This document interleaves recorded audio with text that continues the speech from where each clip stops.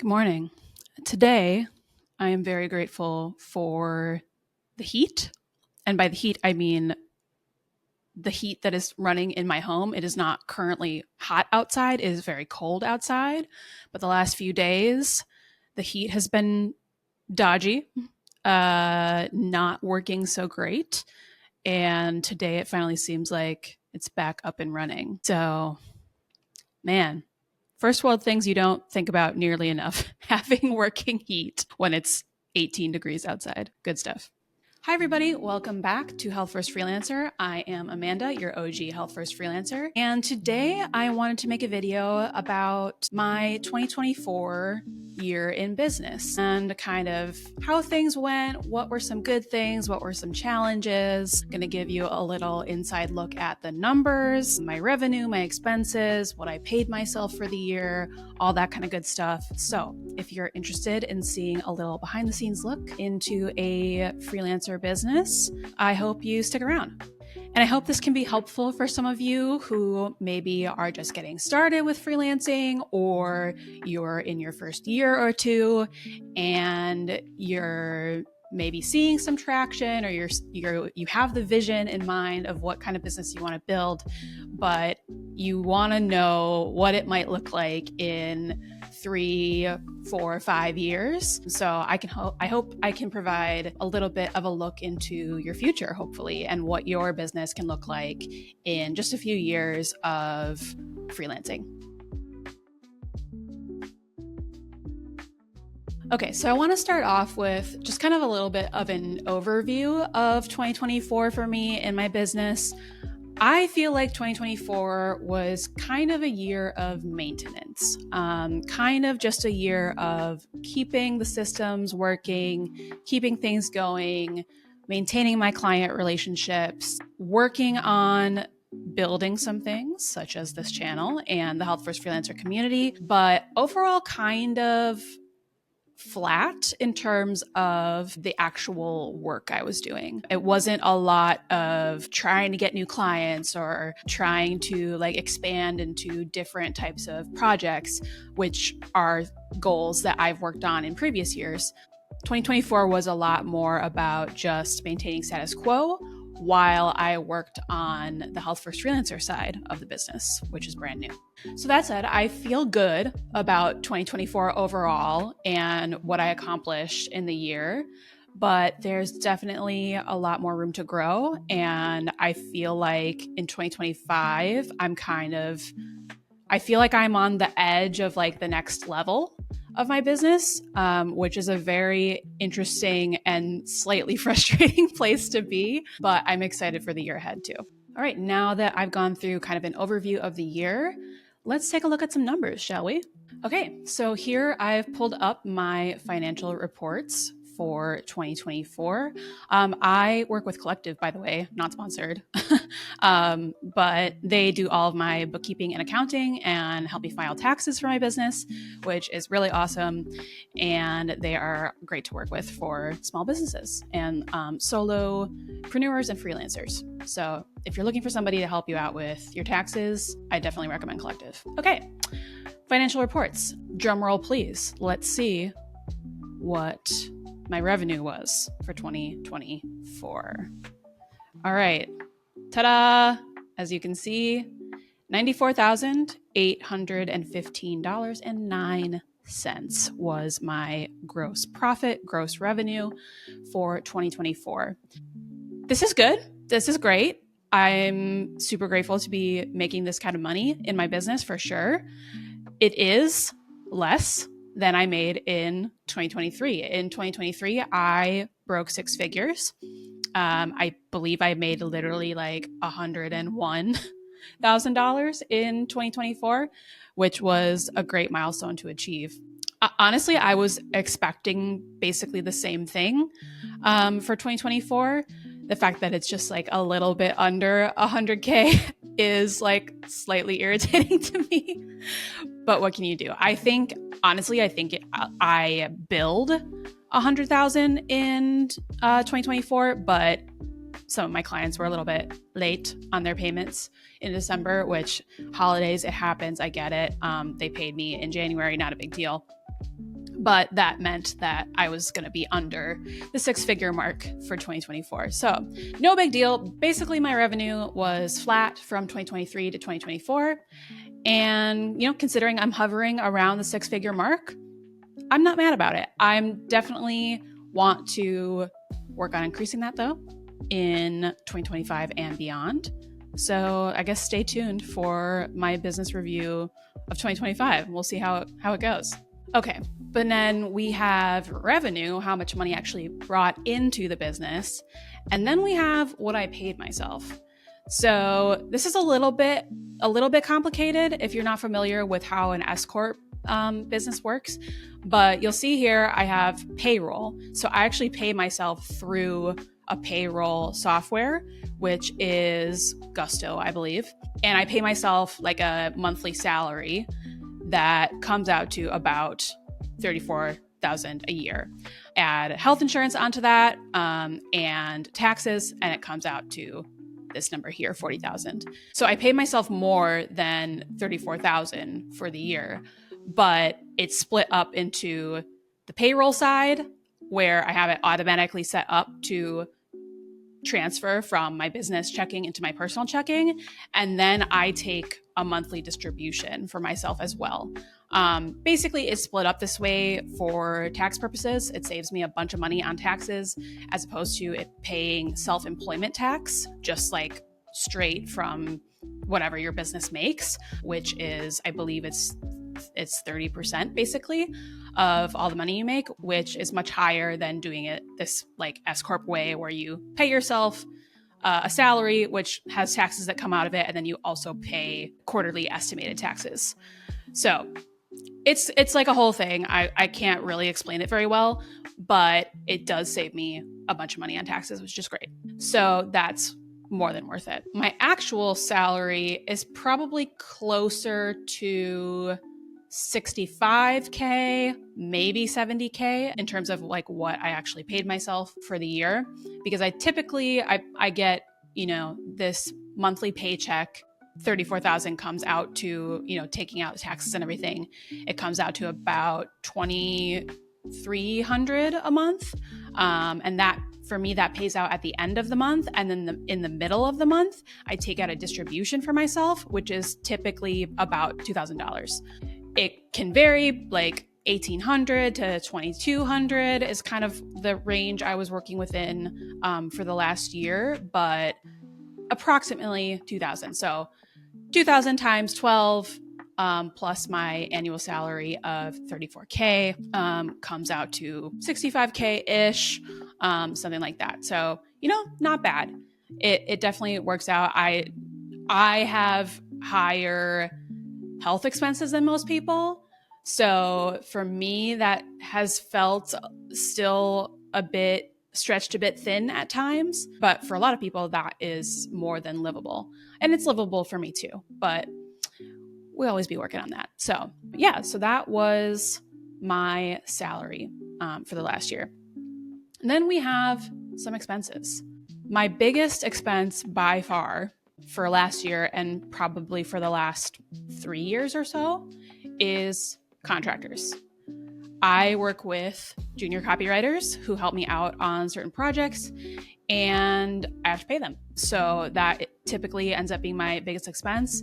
I would have to check on my 2023 numbers to see how much I paid contractors for that year, but I'm fairly certain it was more in 2024 because I switched contractors halfway-ish through the year, but then I added another one towards the end of the year.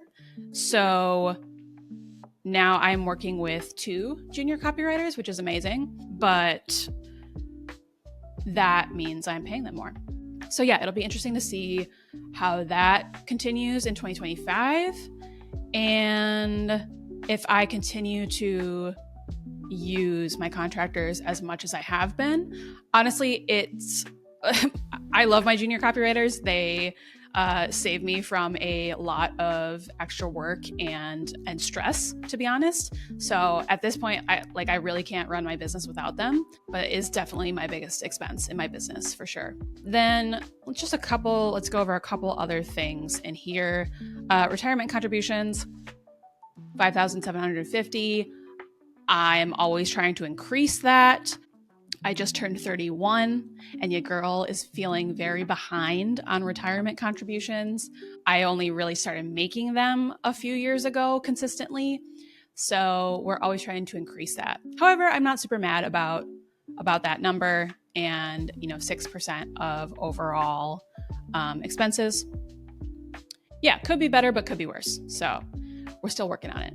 Equipment and furniture. Actually, this is one of my biggest purchases I made for my business in 2024. I bought a new laptop, which you are currently seeing me on right now. Yeah, I bought a new MacBook. I was previously working with my 2011 MacBook Pro, which I got in 2012 as a high school graduation present for going to college. And I managed to use that computer as long as humanly possible until I was just like, okay, I need to invest in a new laptop. And when I started using this laptop, I was like, oh my God, it's so fast. It's so fast. Yeah, I can't believe I waited that long, but also I'm grateful that it lasted me for as long as it did. So bought a new laptop. That was a big expense. Legal and professional services. Honestly, I think most of that is probably collective. I was paying them $300 a month for bookkeeping, accounting, taxes, all that good stuff. And their rate has slightly increased as of the end of last year. So I think that's mostly what that is. Let's see. Office expenses and software. Yeah, I mean, I pay like a decent amount for various software tools I need in business. So that's stuff like Riverside, which I'm recording on right now. What else? Google Workspace. That's about $10 a month. Brain.fm, which honestly is my favorite thing ever. It's an app that has binaural beats music, instrumental music. Literally could not live without it. So that's more than worth it. But it's like a lot of these little things that add up, right? So somehow that ended up at $2,700. And then travel. I did go to a conference in 2024, ConvertKit's conference, Craft and Commerce, and that was really great. So I flew out to Boise and stayed in a hotel right by the conference venue, and obviously paid for the conference, paid for food, all that kind of stuff. So that was a couple $1,000. And actually I had such a great time, and I got so much value out of it that I bought my ticket right away for 2025. So I'm going back to that conference this year as well. Yeah, I feel like that's all the major expenses. Oh, if you guys are wondering what's employee reimbursement, so I can reimburse myself for a portion of my rent, a portion of my utilities, internet, phone bill, that kind of stuff that qualifies as business use. So Collective has like a super easy form that I just fill out every month, and then it tells me like how much money I can transfer from my business checking to my personal checking as reimbursement, and then I transfer it. So for me right now, that's about like $180 a month ish. Usually I reimburse myself, but my business reimburses me for certain utilities and stuff that I use in my business, but is also like a regular expense, if that makes sense. So that is what that is as well. So that, in a way, that's kind of like adding to my income, but they count it as an expense. Okay, so as you can see, after my total expenses were $71,668.09, which includes payroll. And supposedly, after all of that, I am left with $23,147 in net operating income. I actually think this is a little bit less than the actual amount I paid myself in distributions in 2024, which is always a little bit weird, but you have to like count money that was probably left over in my account from the previous year. I always kind of keep a little bit of a cushion in my business accounts just in case I need to fund something. And I always set aside money for taxes. So it's always a little bit like wibbly wobbly on the numbers at the end of the year, but it does all add up. I know there's money in my business bank account, so I feel like that's the important thing. And then technically I did earn a little bit of interest in my business bank account as well. So yeah, those are basically the numbers for 2024. Hopefully that was helpful for some of you. I know I'm always super interested in seeing like what are people's actual revenue numbers and stuff like that and their expenses and everything. So I hope that was helpful and interesting to some of y'all out there. Okay, now let's go back into some wins from 2024. As I mentioned, kind of a maintenance year, kind of flat in terms of like there weren't any super major milestones, it feels like, but also I like launched a whole other half of my business in 2024. So I guess that is kind of a major milestone. So yeah, biggest win, Health First Freelancer. You're watching it right now. I launched this channel. I launched the email newsletter, which you can sign up for in the description below. And I launched the Health First Freelancer community on Mighty. So that has been great so far. And I'm super proud of myself for actually like getting it out into the world. It's definitely been a lot of work on the back end for me and, work that I'm not necessarily getting paid for or getting paid very much for right now. But it's exciting to be building something new and building something different from copywriting. So yeah, that was definitely a win in 2024 for sure. On the client side of things, I dropped actually a client earlier in the year that was a client I'd had for almost 3 years. They were great. It had nothing to do with them. I was just getting burnt out on the work. It was basically all article writing and it was a really good steady gig, but I just decided that it was taking too much of my time and energy. And I wanted to redirect that energy into Health First Freelancer. So I ended up dropping them as a client and we're still in touch. There's definitely still a possibility I can work with them again. It was amicable parting of the ways, but that was something I just felt like I had to do to make space for this new business venture. So I'm glad I did that. But then not too long after that, I did end up signing a new client. However, this new client is one that was requiring less work from me, and I was able to bring them on and really help them grow their blog presence for their website, for two of their websites. Actually, they have 2 brands, and that's been really cool as well. So I've gotten to work with them for most of 2024, and now we're heading into 2025. Actually have increased their retainer going into 2025. So I'm now writing 3 blogs a month for them between their 2 brands. And that has been a really cool new relationship to build as well.